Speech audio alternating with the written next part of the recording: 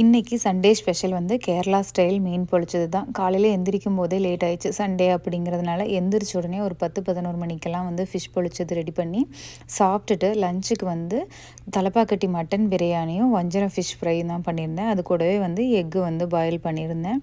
ரொம்ப நாளைக்கு அப்புறம் இந்த மாதிரி ஒரு நான்வெஜ் மெனு வீட்டில் சாப்பிட்ற மாதிரி இருந்துச்சு.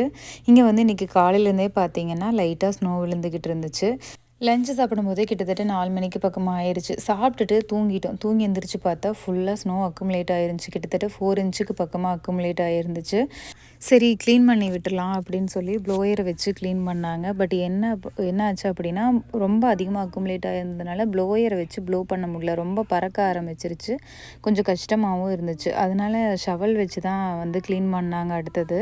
ஷவல் வச்சு இந்த ஸ்னோ எல்லாமே பார்த்திங்கன்னா ட்ரைவேக்கு சைடில் வந்து தள்ளி விட்டாச்சு. ஸோ காலையில் வந்து காரெல்லாம் எடுக்கிறதுனா ஈஸியாக இருக்கும்.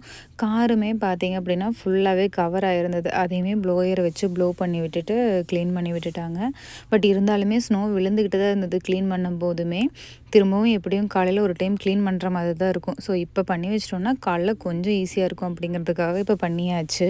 இந்த வின்டரில் இப்போ தான் வந்து பெரிய ஸ்னோ வந்து விழுந்திருக்கு. இந்த அளவுக்கு அக்குமுலேட் ஆகிற அளவுக்கு டெம்ப்ரேச்சருமே நல்லாவே ட்ராப் ஆகிருந்துச்சு. நல்ல குளிர் தான். வெளியில் போக முடியாத அளவுக்கு குளிர் தான். சரிங்க, காலையில் எப்படி இருந்துச்சு அப்படின்னு நாளைக்கு போடுற ஷார்ட்ஸில் வந்து சொல்கிறேன். இந்த வீடியோ பிடிச்சிருந்தது அப்படின்னா மறக்காமல் லைக் அண்ட் சப்ஸ்கிரைப் பண்ணுங்கள். தேங்க்யூ.